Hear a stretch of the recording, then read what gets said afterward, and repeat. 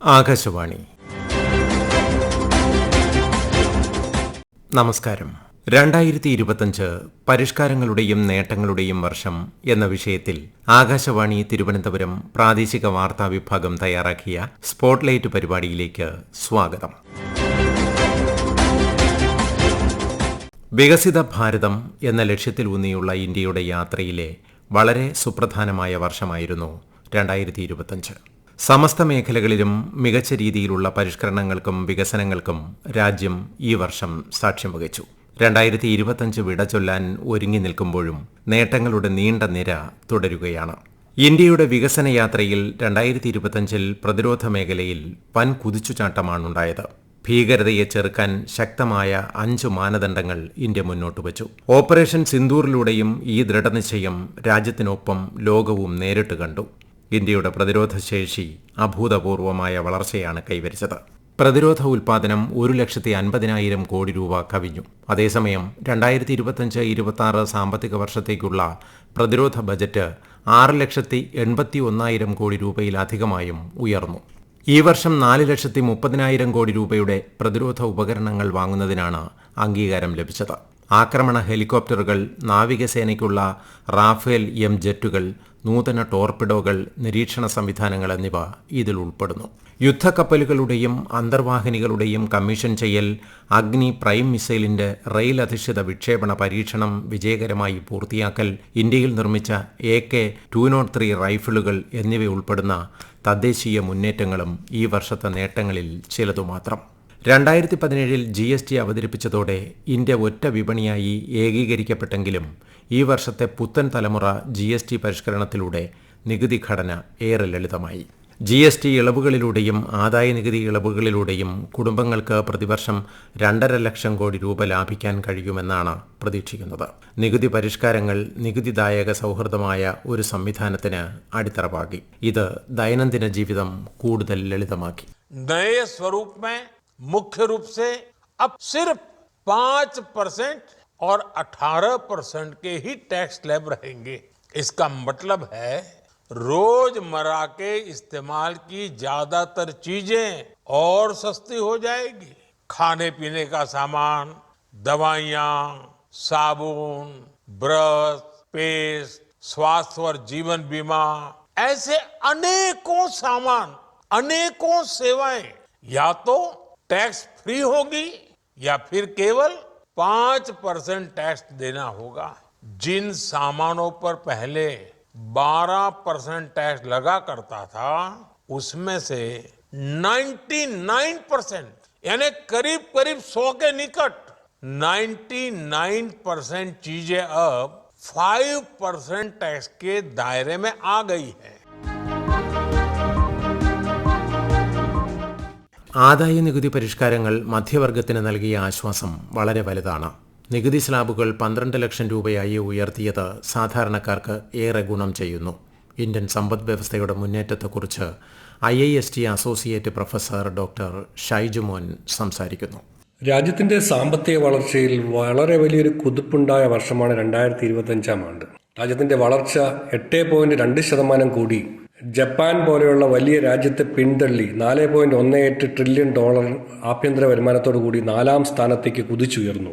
വളർച്ച, സ്ഥിരത, വിശ്വാസ്യത എന്നീ 3 തത്വങ്ങളിൽ അടിസ്ഥാനമാക്കി കേന്ദ്ര സർക്കാർ വളരെയേറെ സാമ്പത്തിക നയങ്ങളാണ് 2025 നടപ്പിലാക്കിയത്. തൊഴിലില്ലായ്മ കുറയുകയും പണപ്പെരുപ്പം ഗണ്യമായി കുറയുകയും രാജ്യത്തിന്റെ കയറ്റുമതി ഗണ്യമായി കൂടുകയും ചെയ്ത വർഷമായിരുന്നു 2025. പ്രത്യേകിച്ച് GST 2.0 new generation GST reforms എന്ന പേരിൽ നടപ്പിലാക്കി മധ്യവർഗത്തിന് കൂടുതലായിട്ട് സാധനങ്ങൾ സേവനങ്ങൾ വാങ്ങിക്കാനുള്ള സ്ഥിതിയിലേക്ക് എത്തിച്ചു. മിക്കവാറും എല്ലാ സാധനങ്ങളും വളരെ കുറഞ്ഞ റേറ്റിലെ GSTയിലേക്ക് എത്തിച്ചു. അതോടൊപ്പം തന്നെ ന്യൂ ഇൻകം ടാക്സ് നിയമങ്ങൾ കൊണ്ടുവന്നു. ഇൻകം ടാക്സിന്റെ സ്ലാബ് 12 ലക്ഷത്തിലേക്കും സ്റ്റാൻഡേർഡ് ഡിഡക്ഷൻ ഉൾപ്പെടെ 12.75 ലക്ഷത്തിലേക്കും ആക്കി മാറ്റിയത് വഴി ഒരുപാട് പേർക്ക് ക്രയവിക്രയങ്ങൾക്കുള്ള ശേഷി വർദ്ധിപ്പിക്കുകയും അത് സാമ്പത്തിക വളർച്ചയ്ക്ക് ആക്കം കൂട്ടുകയും ചെയ്തു. മേക്ക് ഇൻ ഇന്ത്യ പ്രോഗ്രാമിനെ കൂടുതൽ പരിപോഷിപ്പിച്ച് കൂടുതൽ സാധനങ്ങൾ നമ്മുടെ രാജ്യത്ത് തന്നെ ഉൽപ്പാദിപ്പിക്കുകയും അത് നമ്മുടെ വിദേശ നാണ്യം നമ്മുടെ രാജ്യത്ത് തന്നെ നിലനിർത്താനും അതുവഴി നമ്മുടെ കരുതൽ വിദേശ നാണ്യം വർദ്ധിപ്പിക്കാനും ഒക്കെ ഈ വർഷം കഴിയുകയുണ്ടായി. 2047 വികസിത അന്താരാഷ്ട്ര തലത്തിൽ തന്നെ വികസിത രാജ്യത്തിലേക്കുള്ള കുതിപ്പിൽ 2025 റോൾ വളരെ വലുതായിരിക്കുന്നു എന്നുള്ളതിൽ യാതൊരു സംശയമില്ല. കൂടുതലായിട്ടുള്ള നയരൂപീകരണത്തിലൂടെയും കൂടുതൽ ചേഞ്ചസ് വരുത്തിക്കൊണ്ടും സമ്പദ് വ്യവസ്ഥയിൽ ചേഞ്ചസ് വരുത്തിക്കൊണ്ടും 2025 ഒരുപാട് മാറ്റങ്ങൾ സാമ്പത്തിക തലത്തിൽ ഉണ്ടാക്കാൻ കഴിഞ്ഞു എന്നുള്ളത് വളരെ ശ്ലാഘനീയമാണ്. ഇന്ത്യൻ റെയിൽവേയെ ലോകോത്തര നിലവാരമുള്ള ഗതാഗത ശൃംഖലയാക്കി മാറ്റാനുള്ള കേന്ദ്രീകൃത ശ്രമങ്ങൾക്കും നൂതനാശയങ്ങൾക്കും തദ്ദേശീയവൽക്കരണത്തിനുമാണ് കേന്ദ്ര സർക്കാർ ഈ വർഷം മുൻതൂക്കം നൽകിയത്. 2025 25,000 കോടിയിലധികം രൂപയുടെ 42 റെയിൽവേ പദ്ധതികൾ രാഷ്ട്രത്തിന് സമർപ്പിച്ചു. നിർമ്മിത ബുദ്ധിയുടെ ഉൾപ്പെടെ ഉപയോഗത്തിലൂടെ കവച സുരക്ഷാ സംവിധാനം വഴി ട്രെയിൻ അപകടങ്ങൾ ഗണ്യമായി കുറയ്ക്കാൻ കഴിഞ്ഞു. അമൃത് ഭാരത് ട്രെയിനുകൾ വഴി AC ഇതര യാത്രക്കാർക്ക് സുഖകരമായ യാത്ര ഉറപ്പാക്കാൻ സാധിച്ചു.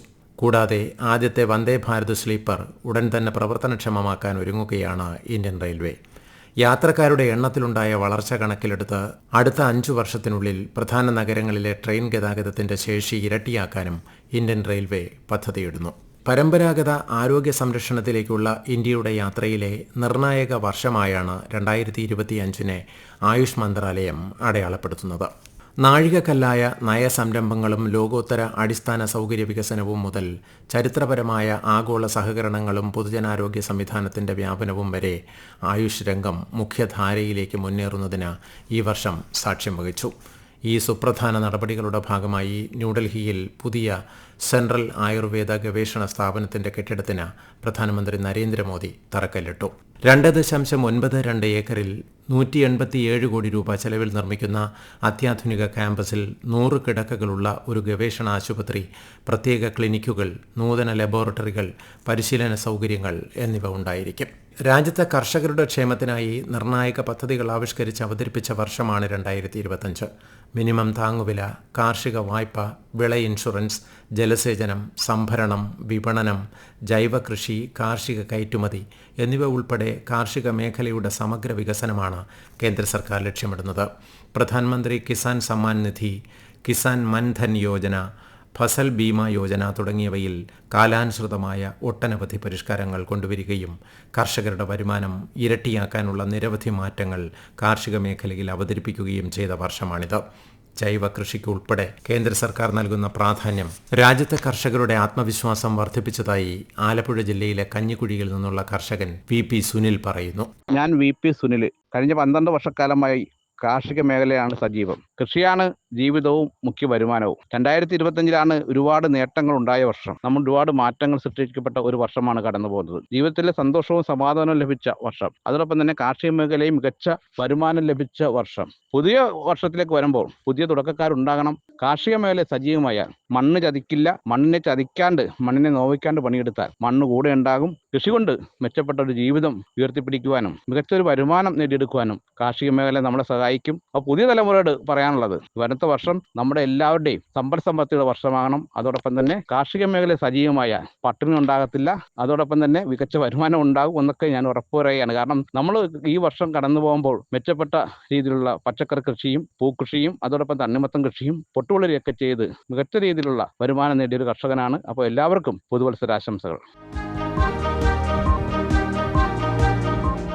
ഇന്ത്യയുടെ ഗ്രാമീണ തൊഴിൽ നയത്തിൽ സുപ്രധാന മാറ്റത്തിന് തുടക്കം കുറിക്കുന്ന 2025 Viksit Bharat guarantee for Rozgar and Ajeevika mission Gramin നിയമം അവതരിപ്പിച്ചതും എടുത്തു പറയേണ്ട ഒരു നടപടിയാണ്.